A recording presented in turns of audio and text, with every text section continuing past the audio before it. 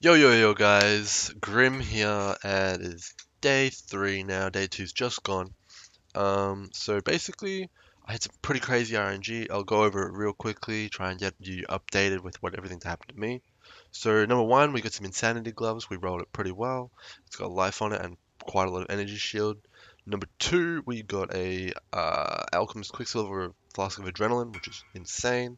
And number three, we got the Inspired Learning acquired, and we've got it socketed over here on the left. We are getting spammed right now. So yeah, that's pretty good.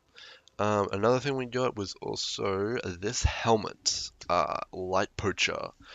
We encountered a lich on yesterday, and I got a really lucky drop and got this.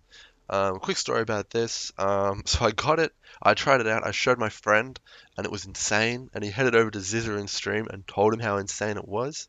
And then Zizarin was like, "Yo, what's up? All right, cool." He got one, and they were like 30C when I like was looking at using mine, and now they're like 80C. I'm pretty sure. Yeah, I might just check later, but yeah, this item is completely nuts. I'll show you it in a second, and you'll understand why it's so nuts. So just kind of moving on. I got really unlucky when enchanting my Chrome's Roots. We did like 30 attempts on them, and it was crazy. It was just such a huge waste of time. After that, I stopped. I sold the Combs Roots and I bought Goldworm with Leech on them, so that sucked. The other thing we got was a Bisco's. So yeah, we got a Bisco's collar. We got this as a drop. I don't know how rare it actually is, but I got mine off drop, so I have no real kind of like gauge of how rare it is. It's pretty expensive on PoE Trade right now, but there are ones up there, so I'm assuming it's not heaps rare.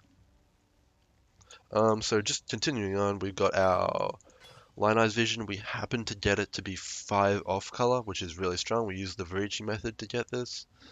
We now have Varici 6 as well. That's how it's a 6 socket. Haven't gotten it to be a 6 link yet. Still haven't got it. So yeah, we're going to be getting that a 6 link today. I'll do a map real quick and I'll show you how the carriage is looking.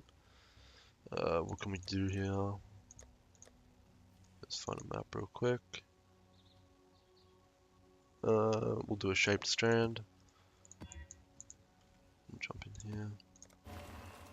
So currently we're level 87, which isn't too bad. We've encountered a few deaths due to Elder and Shaper mechanics, which I'll talk about in just a second. But yeah, okay, so you can see these green explosions, right? Every time I kill an enemy, I have a 20% chance to gain a soul charge. And when I use an ability, it spends the soul charge and explodes like this. So this projectile has a 100% chance to pierce. It scales with spell damage, spell critical strike multiplier, and spell crit. And whenever you consume the charge, it heals you for 4% of your life instantly. And it has no internal cooldown, and you can just shoot them out as fast as you're using abilities. So basically, this thing is completely OP, and you should be trying to get it. On EK, it's just disgusting. As you can kind of see, when you're in a breach, it just triggers like crazy. And it will like actually save your ass. It feels like Valpact when it's on. So yeah, this is nuts. Highly would recommend. Yeah, look at all that shit. So yeah, pretty crazy. We're clearing very quickly now with our insanity gloves and stuff. So yeah, that's pretty nuts. I will just quickly go into the Atlas stuff real quick, because I do know how that works now. So basically, after you get a few maps unlocked, you're going to have Shaper influence on your maps. You do the Shaper influenced maps, and you have a chance for the Elder to spawn. And once the Elder spawns, then he will dump a bunch of tentacle stuff on your Atlas, and you'll see like kind of like it won't look exactly like this, but it will look kind of like this. The Shaper will be around the tentacle stuff, and to expand the tentacle stuff, which is what you want to complete the starry maps on the fringes of the tentacle stuff, and then the tentacle stuff will spread to where the Shaper influence used to be. So, Shaper's orbs, how do they work? So, okay, basically you'll have a few maps with this Elder stuff on it, and as soon as you spread the Elder stuff to a tier 6, 7, 8, or 9, or anything like that, you'll get the shape absorber, like which is connected to that tier. So if it was over here and there was nothing over here, and I spread the goo over here to a tile, then it would then have a shape absorber for me to unlock. Similarly, if I spread the goo up here to waterways, I would have the tier 11 orb to unlock. So yeah, it's kind of like you're trying to push out the Elder so you can get more Shaper's Orbs. So that's really good. The mechanics for Shaper's Orbs, the mechanics for Shaper and Elder are very difficult. They add a whole lot of crazy rippy mobs to the map. They add a lot of density as well, but you do need quite a bit of damage to just be able to punch through it.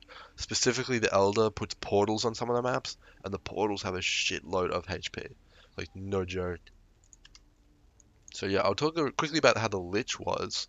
So the Lich is like a three-phase encounter kind of thing. I encountered one which was called something the Well. I don't remember its name exactly. Basically, you run in there. He does all his mechanics. This one went stealth a bunch of times, fired a bunch of projectiles, and had a Zara's Wind Slash. So at 75% of health, they'll open up a door, right? And you have to walk into the door and basically complete two abysses simultaneously, and you have a minute 20 to complete them. You have to kill this big pillar to get it back into the room. So you go back into the room and you get the boss to 50%, and then you have a minute to do it. And then the final one, I think it was either 50 or 40 seconds. So yeah, they can be quite difficult. I encountered it in a tier 7 shaped strand. So yeah, that was pretty interesting. In terms of Shaper and Elder items, real quick, they are currently, in my opinion, not worth picking up unless it's a very good base. So this Royal Burgundy is like a good one to pick up, I guess, because you can roll that. But for example, this hammer, this Dreadmaul, is probably a bad one to pick up because no one really wants to use this item. Belts could be good, but specifically try and pick up exclusive bases. And what I mean by that is, I picked up a bone helmet and I sold it for 12C because it was just Elder influenced or whatever, and the guy really wanted that to try and roll something in it. I don't know what he wanted to try and roll, but yeah. Stygian Vices have pretty much 100% drop rate from the boxes, so you can farm them up really well. And the Abyssal Jewels also drop very frequently. I'm not sure the Abyssal Jewels are really worth picking up. I have a metric shitload of them, and none of them really do sell too much. They feel very similar to normal jewels, and I would probably avoid picking them up in the future just for speed's sake.